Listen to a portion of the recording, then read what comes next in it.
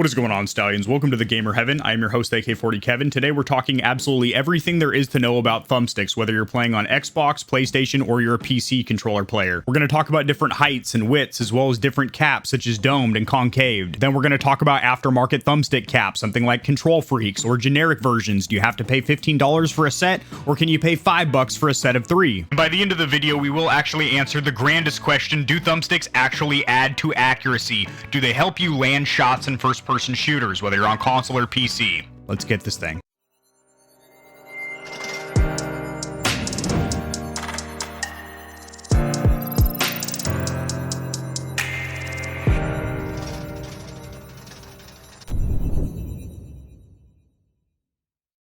So back to the PlayStation 1 era, there literally were no thumbsticks on any home consoles, such as the NES, the Sega Genesis, obviously the Atari used the joystick and whatnot. Then they did release a controller for the PlayStation 1 that had analog sticks, and they were domed. Dome sticks continued on with the PlayStation 2 and PlayStation 3. Then with the release of the PlayStation 4, we got what is called concave sticks, which are sticks that basically divot in. And this has been the norm for the PlayStation 4, 5, as well as the Xbox lineup. These are dome sticks, and indeed they are shaped like a dome. They are raised up in the center.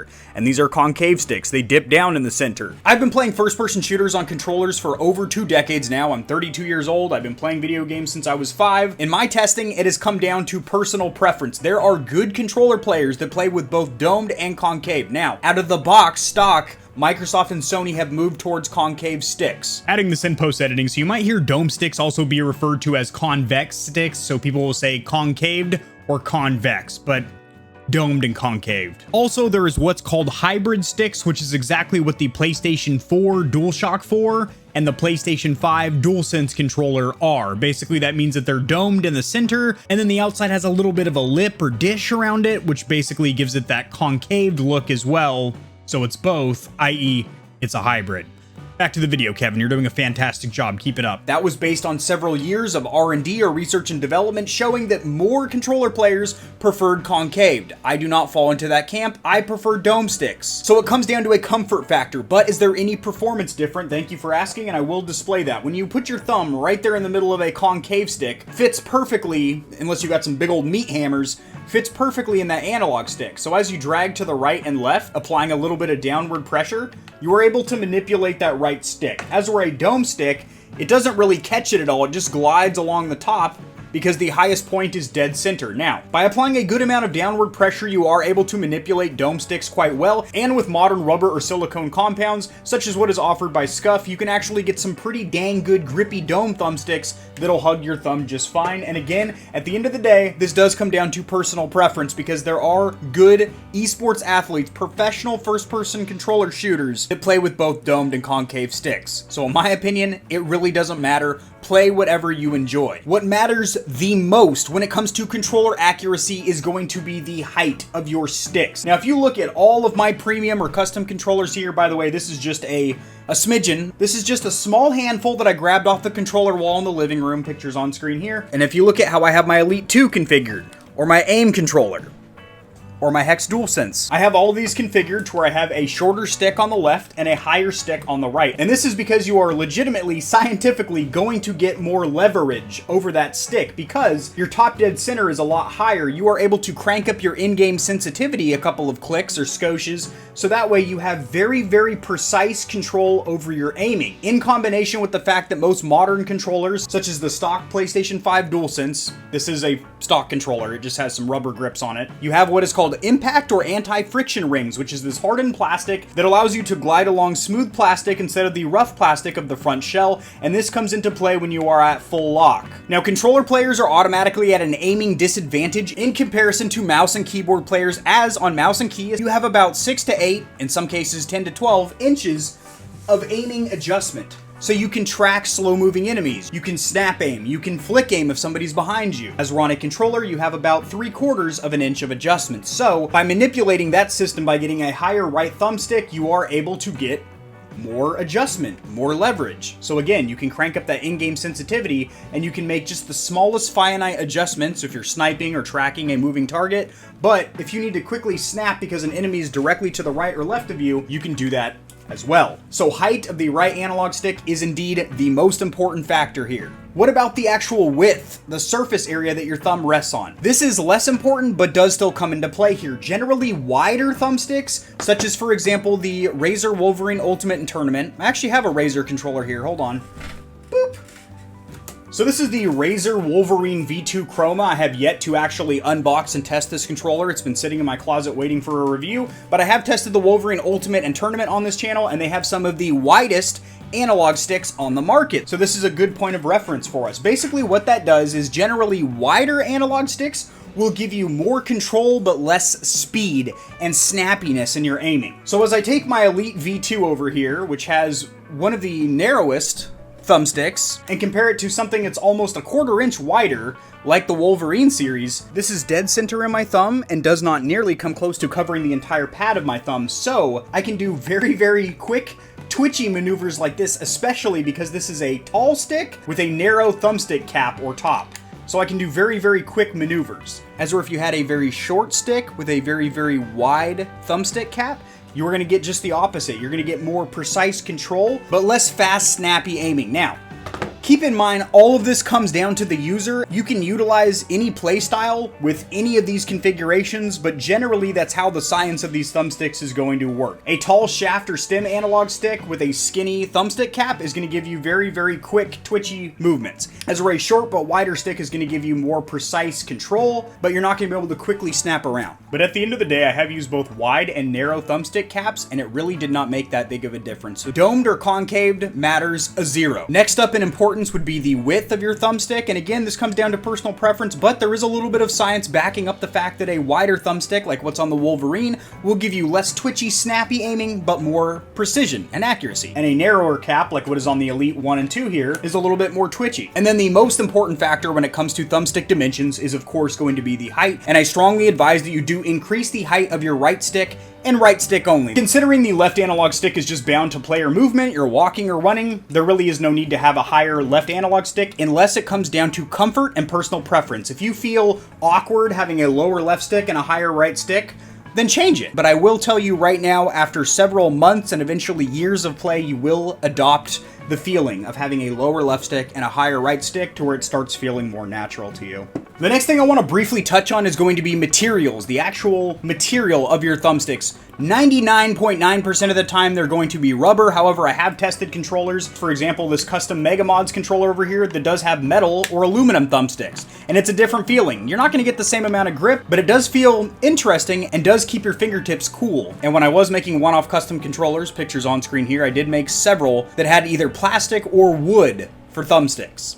Granted, those controllers were primarily pieces of art. They were fully functional. You could use them to game with. Generally, they're show pieces that you'll have on display in your game room. But at the end of the day, a grippy rubber is going to give you more performance when it comes to accurately aiming. However, as far as comfort is concerned, there is something to be said for metal and even wood. So we already covered that the height of the right stick is incredibly important. And by stock, by default, controllers have relatively short thumbsticks on both the left and right side because they have to be applicable for all kinds of games. So racing games and platformers and strategy games and whatnot. But if you're going to use these for shooters, you want to have a higher right stick, and that is where something like Kontrol Freeks come into play. These have been on the market for years. They do have the most premium feeling and grippiest rubber or silicone on the market, but they are the most expensive by a pretty fair margin. These are generally between $15 and $20 for one set. Then there are generic ones like these Amazon Basics over here, which by the way comes in this massive cardboard box just for this tiny little bag with 2 thumbstick caps.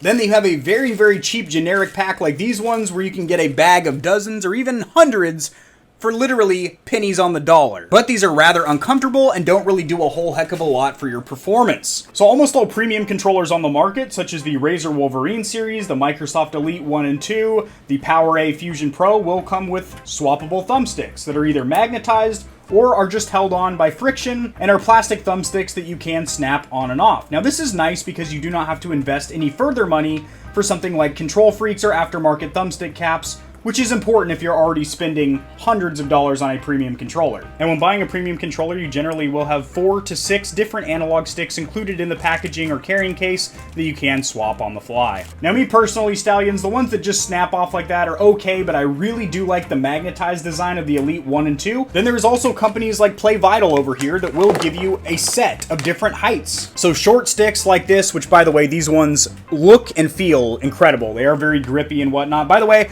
I'm not sponsored by any of these companies whatsoever, but something like this has 2 short domed, 2 medium domed, 2 medium concaved, 2 long domed, and 2 long concave sticks for the same price that you will pay for one set of Kontrol Freeks. Now, another option you have is to get a kit like this from Extremerate. Comes in a little carrying pouch here, and you do actually have to partially disassemble your controller by taking off the faceplate. It is very easy. So that is a good option if you don't mind tinkering a little bit and are comfortable taking apart your controller partially. And this kit is about $15, comes in different colors. Now, the end result of these different thumbsticks is the same. What it's going to do is give you a more grippy rubber on your thumb and then also lift the height of the right analog stick. However, the way they go about it on this side and on this side is different. These, as you can see, merely peel back and go over the existing thumbstick like that, as where these Kontrol Freeks have a plastic dish or tray on there that will snap on over the thumbstick like that.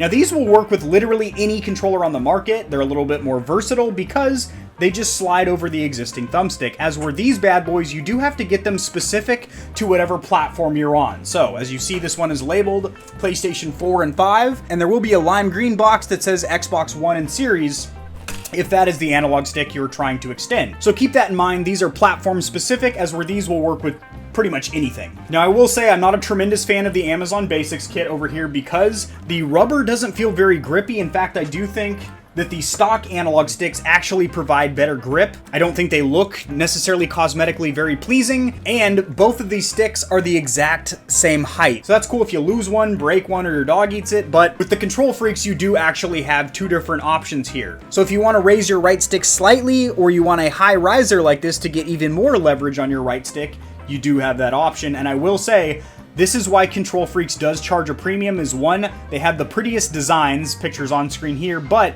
moreover than that, from a performance standpoint, they do have a very, very grippy rubber compound that they make that feels really good. So even though these were advertised for PS5 and PS4, they do snap over the Xbox controller. However, it does loosely spin like that, which it doesn't seem to do as I'm aiming, but if I actually try and spin it, you can. As where if you snap it onto the PlayStation 4 or 5 over here, it's a lot more sturdy. It's not spinning or going anywhere. So I'm not a huge fan of the marketing on these boxes saying that it will raise your KD 26%. You're not going to slap these on and all of a sudden become Nick Merckx or FaZe Swag or Scump or Joe Woe or any of the best controller players out there.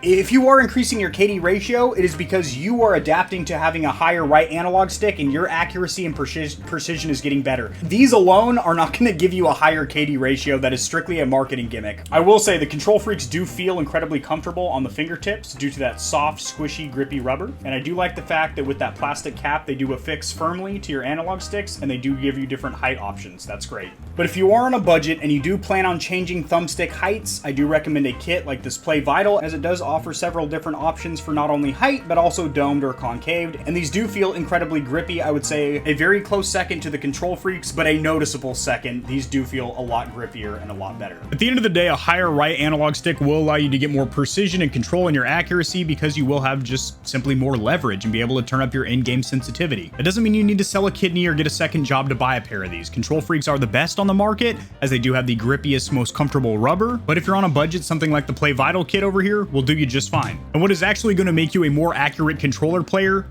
is being comfortable with whatever setup you have. If your hand is comfortable on the controller, you're not constantly readjusting, you're not constantly looking down, wondering if your thumbstick cap is wiggling around and needs to be readjusted. You can focus on the gameplay, you can focus on the mechanics, you can focus on positioning, team communication, map knowledge, and in-game movement to make sure that you can win more gunfights. And keep in mind, there are professional players out there that are using stock controllers. Generally, most of them are using claw grips since they don't have paddles and have remapped their jump and slide to the bumpers. But if you're on a budget or simply prefer to have a standard controller, you'll do just fine. If you have any comments, questions, or tips of your own, drop them in the comments section down there below. The stable for the Stallions and Stallionettes to trot around. All the products I mentioned or showcased in this video will be linked in the description below. If you like this video, shoving a thumb up, not anywhere weird, but on the like button will help the video to get seen by more people, so this information will reach and assist them as well, which in turn helps me grow this little channel, which I greatly appreciate. Subscribe for more content like this. I cover news in the gaming community and industry, as well as tutorials helping you get set up streaming and YouTubing,